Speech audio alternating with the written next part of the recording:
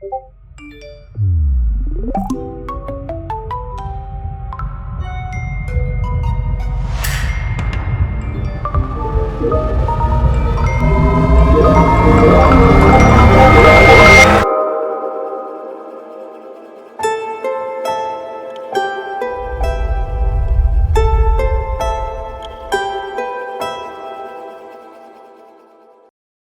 welcome to MEC's online campus. Okay, this weekend, daylight saving time ended, which means we got to turn our clocks back an hour, which feels like we gained an hour, but that's not what this really is all about, is it? See, here's what daylight saving time, the ending of it, really means. It means the clock on our car will finally be right. It means that we get the chance, once again, to try and figure out how to change the clock on our microwave. And if you're a parent, it means you don't get any benefit at all because you just spend a week having to wake up early because your kids can't tell time. So happy daylight savings time to you. And then to add to the joy, we're going to start a series on anxiety, as if you didn't have enough to be anxious about.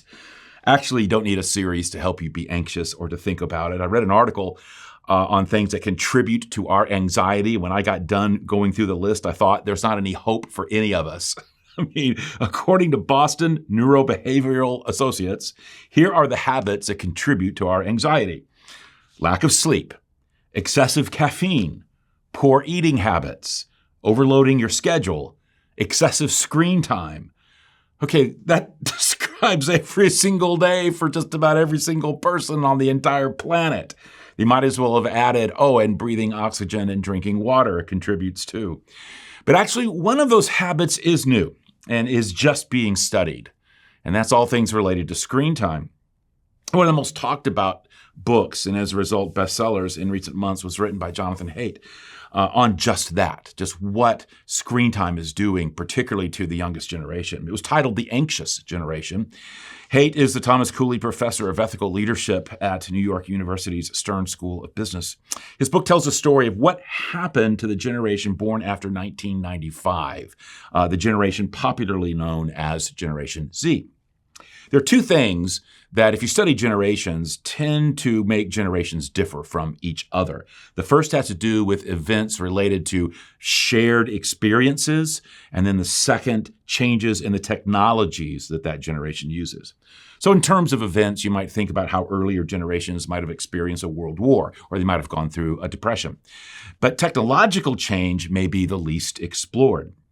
Just think of the rapid change over the last 50 years, going from radio to television, and then from television to personal computers, and then from personal computers to the internet, and then from the internet to the iPhone, and from the iPhone to AI. Tom Friedman made a compelling case in one of his books about the significance of the year 2007 for technological change. He even titled a chapter in the book after it. It was called, "What the Heck Happened in 2007?" Only he didn't say heck. That was the year the iPhone was released, but that wasn't all. 2007 stands out not simply because that was the year the iPhone was released, but because of all that it set in motion and all that came into play in a simultaneous way. Beyond the iPhone, in 2007, Facebook left the campus and entered the wider world. Twitter was spun off. Google bought YouTube and launched Android. Amazon released the Kindle. Netflix started streaming videos, and the internet crossed over 1 billion users worldwide, which was the tipping point of it becoming the fabric of our world. Now, in his book, Haidt suggests something of a similar nature, only with the year 2012. He makes the case that the rise of anxiety among adolescents started with the release of the iPhone 4. Why? Because that allowed a front-facing camera. In other words, the launch of the selfie. And also with that came Facebook's purchase of Instagram. Those two things together created the dynamics of the social media ecosystem that is with us to this day that changed everything. And he makes this case about how we've gone from a play-based childhood to now a phone-based childhood, and the anxiety that comes with self-esteem and selfies and all these other things.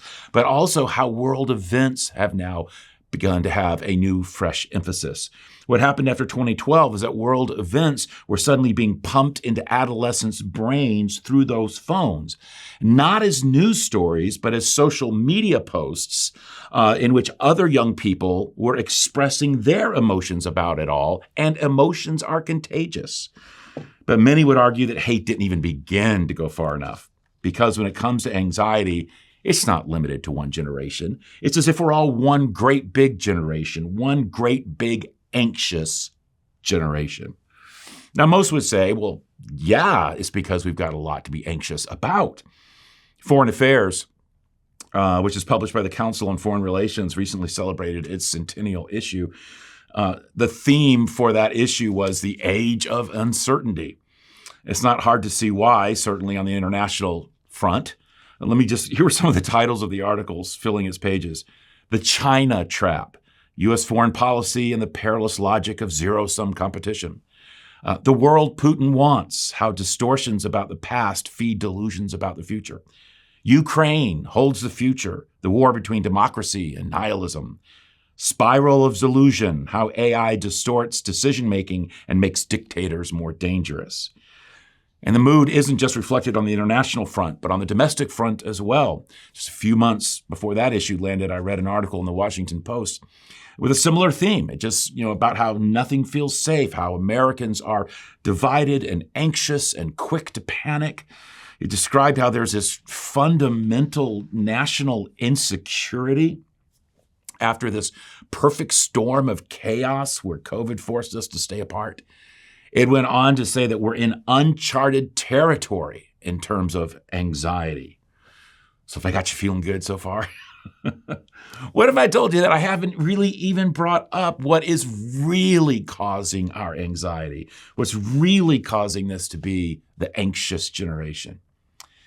Now, I'm not talking about anxiety disorder. Let me just say that right at the very beginning. It's a mental health issue. That's different than feeling anxiety as part of our lives. People with anxiety disorders like panic attacks or social phobia or separation anxieties, these are different than the anxiety kind of permeating our generation. That often needs medical treatment when it's an actual mental health issue. But when it comes to what's causing the anxiety that most of us deal with, when we would call this the anxiety generation, the anxious generation, the things that really are driving it are what the Bible points out. The Bible would point to three dynamics that most people never think about. But if they did, they might just start to see how to get past their anxiety and find something deeper to hold on to than just worry. So as we kick off this series, let's explore those three anxiety-causing dynamics. Okay? The first is our fear. Just giving in to our fears. Every year Chapman University releases the results of an annual survey that I always find interesting. It's a survey of what Americans fear most. Let me give you the top 10.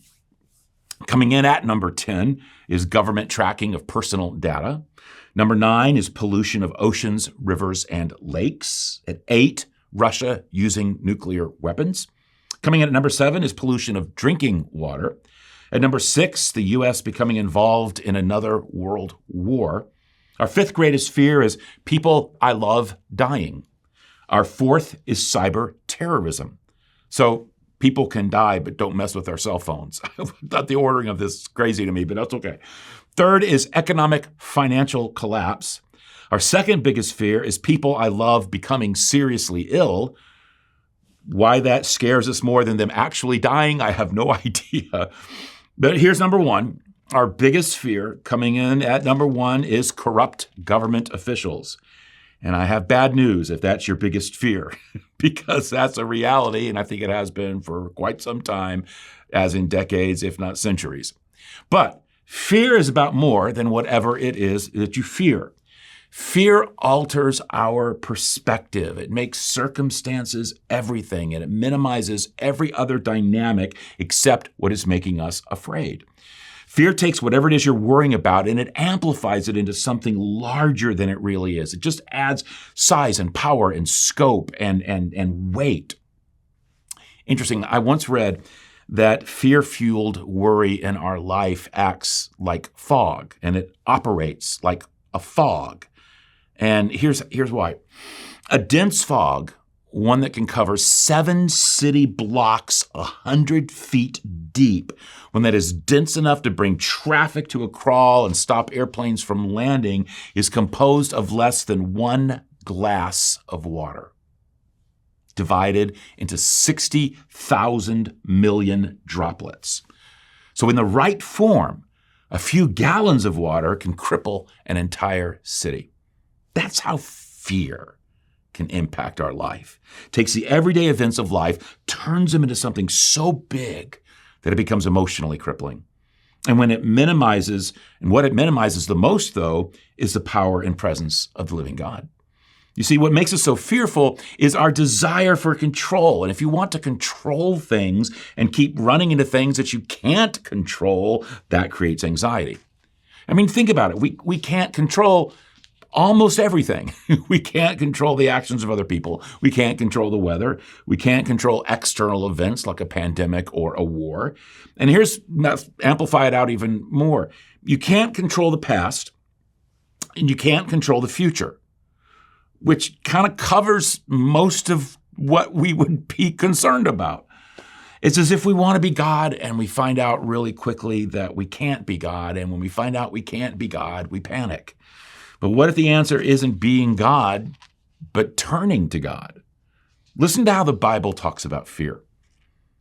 In the 23rd Psalm, it says, "The Lord is my shepherd. I have all that I need.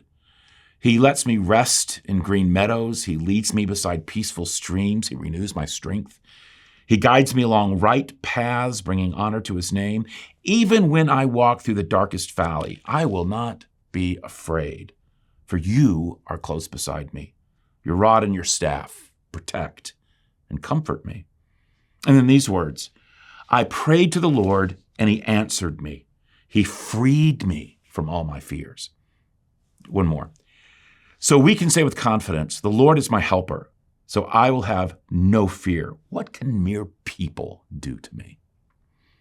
You know, when my son Jonathan was 3 years old, he went through this little stage where he had a fear that when we were in a mall or out at a restaurant that we might forget about him and accidentally leave him behind.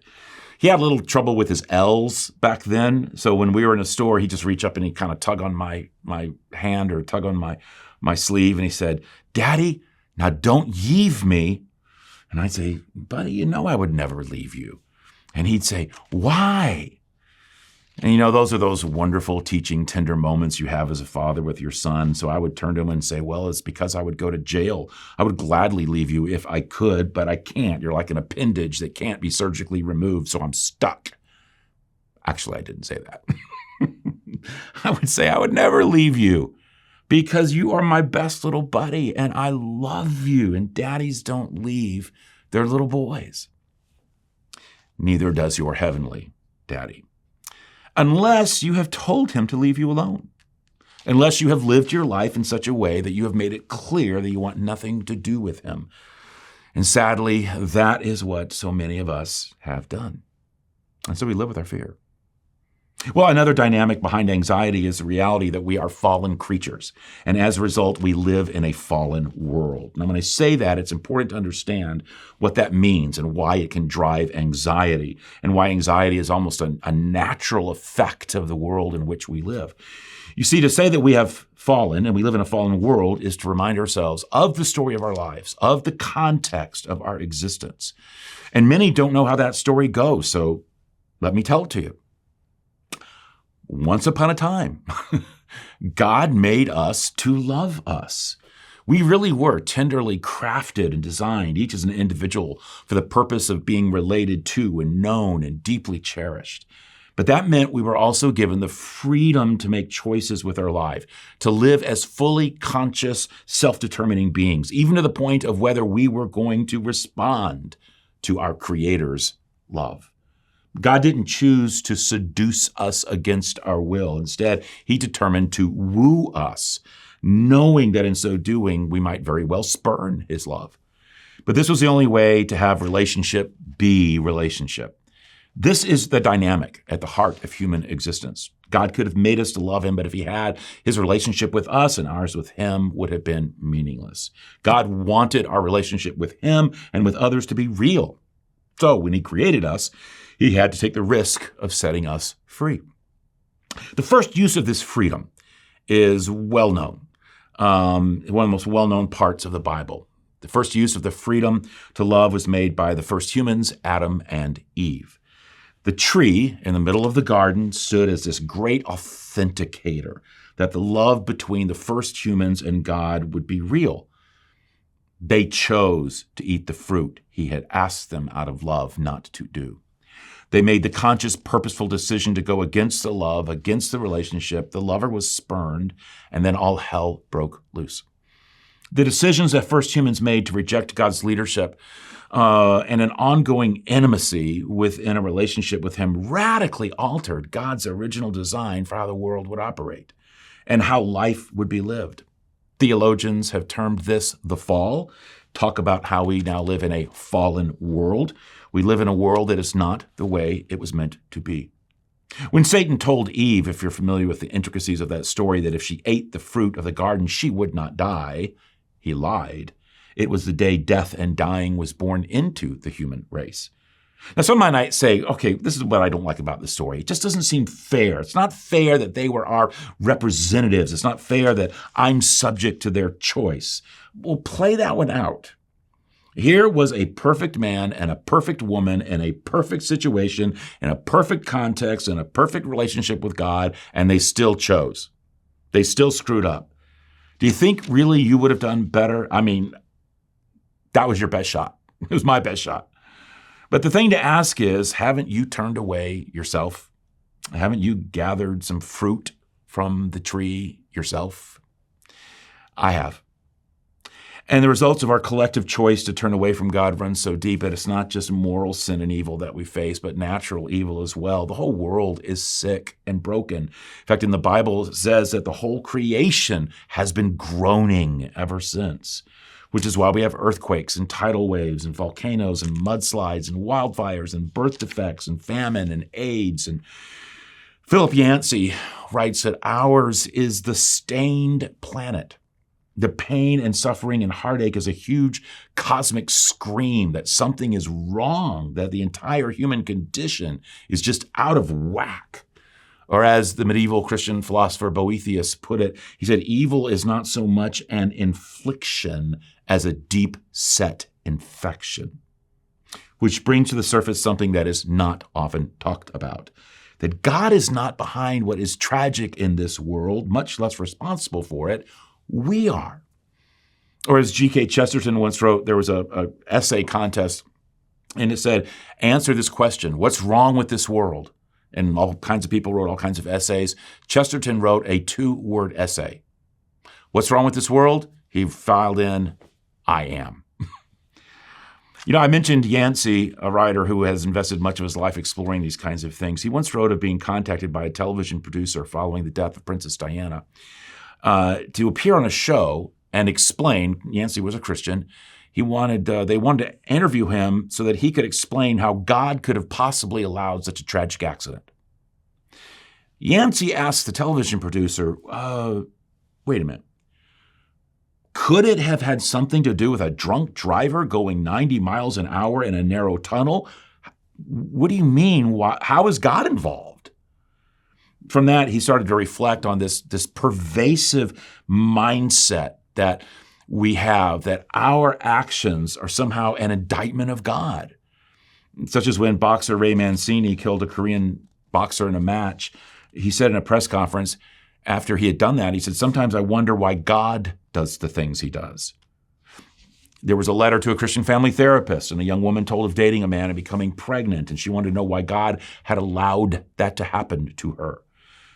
In her official confession, when South Carolina mother Susan Smith pushed her 2 sons into a lake to drown, she said that as she did it, she started running after the car as it sped down the ramp. She was screaming, God, no, why did you let this happen? Yancey raises the decisive question. He says, okay, what exactly was the role God played in a boxer pummeling his opponent, a teenager abandoning her virtue, or a mother drowning her children? God let us choose, and we did, and our choices have brought continual pain and heartache and destruction. Our self-destructive bent has seemed to know no bounds. I remember reading in one of his books how historian Will Durant, he made this observation. He said, in the last 3,421 years of recorded history, only 268 have seen no war. Who's responsible for that? Or on a more personal level, here's how one psychologist described it. And this has always stuck with me. He writes, we drink too much or gamble compulsively or allow pornography to control our minds. We drive too fast and work like there's no tomorrow. We challenge the boss disrespectfully and then blow up when he strikes back. We spend money we don't have and can't possibly repay. We fuss and fight at home and create misery. We toy with the dragon of infidelity. Then when the wages of those sins and foolishness come due, we turn our shocked faces up to heaven and cry, "Why me, Lord?" In truth, we are suffering the natural consequences of dangerous behavior that is guaranteed to produce pain. So do you want to know why we live with so much anxiety? We're fallen creatures. We live in a fallen world. We are broken, and anxiety comes with brokenness, which is why the Bible doesn't talk about if you are anxious. It always talks about when you are anxious and how desperately we need God in the midst of that anxiety. Again, let me give you a taste of how this is talked about in the Bible. In the prayer book of the Bible, known as the Psalms, we read, "When anxiety was great within me, your consolation brought me joy." When anxiety. And then later in that same collection, we read, "Search me, O God, and know my heart. Test me and know my anxious thoughts. Point out anything in me that offends you and lead me along the path of everlasting life." See, anxiety is not a sin. It's a symptom. It's a reflection of the fall and our fallenness, which means that the only way that we can experience healing and wholeness from our anxiety is to address the brokenness itself, which is our separation from God. And being able to do that is part of the big story as well. You know, God has invested himself in the process of healing the wounds that have come from our choices by entering into the suffering process with us in order to lift us out of it. God himself in human form came to earth in the person of Jesus and suffered. He knows about pain. He knows about rejection, hunger, injustice, cruelty, anxiety, because he has walked with us. We worship, as German theologian Jürgen Moltmann once observed, the crucified God. Have you ever thought about it that way? Jesus on the cross was God entering into the reality of human suffering, experiencing it just like we do, in order to demonstrate that even when we used our free will to reject him, his love never ended. But this was not suffering for its own sake, but suffering so that we might use our free will and choose again, and that this time the choice would be the right one. The ultimate deliverance, the most significant healing, the most strategic rescue has come. Our greatest and most terrible affliction has been addressed. God has given us the greatest answer to our questions. He has given us himself. Which raises the real question. Will you allow your anxiety to drive you to God or away from God? Which brings us to the last cause of anxiety, the root of it all. Our faith, or more to the point, our lack of faith. We simply don't trust God. Our faith in him is weak. Our relationship with him is anemic. So add this up. If you're riddled with fear, if you realize you're not in control of things, if you find yourself in the midst of a broken world and a broken life, and you've rejected the one person who could step in and bring trust to fear, control to the chaos, healing to the brokenness, you will live a life that is saturated with anxiety. It will have no end, and it will only grow. Not simply because of your fears, not simply because of the technologies that seem to amplify it around us, not simply because of the headlines and the way we can doom scroll through a day, but because you're left alone with it all and alone with yourself. Your anxiety is driven by a God-shaped hole. This is how the novelist Douglas Coupland wrote about it for his own life. He said, "Here's my secret. I tell it to you with an openness of heart that I shall never achieve again. So I pray that you are in a quiet room as you hear these words. My secret is that I need God, that I am sick and can no longer make it alone. I need God to help me give because I no longer seem to be capable of giving, to help me be kind as I no longer seem capable of kindness, to help me love as I seem beyond being able to love. The heart of Jesus' message to the world is that we are not right with God. We are not connected with God. We are not in a relationship with God, but we can be. This is how the Bible puts it. Cast all your anxiety on him because he cares for you. Again, anxiety is not a sin. It's a symptom. It's a symptom of our fear, a symptom of our fallenness, a symptom of our faithlessness. But the good news is that we do not have to fear. God has entered into our fallen world and offered a second chance. And it's all there for us through faith in him. And next week, we'll look at exactly how to take the Bible's prescription for anxiety, and there's a very clear one, and apply it directly to our life. You're not going to want to miss it. Until then, let me pray for you. Father, thank you so much that in the midst of my brokenness and fallenness and my fears and my anxieties, that I can come to you with my anxieties and find a peace that surpasses all understanding. It's so real, it's so tangible, it's so true. Thank you. And I pray that peace for everyone who has never tasted it. You are so ready to give it. So as we start talking about anxiety and opening up this whole can of worms, I pray that the number one headline comes through, that we can take our anxiety to you. I pray that for all of us in the name of Jesus. Amen.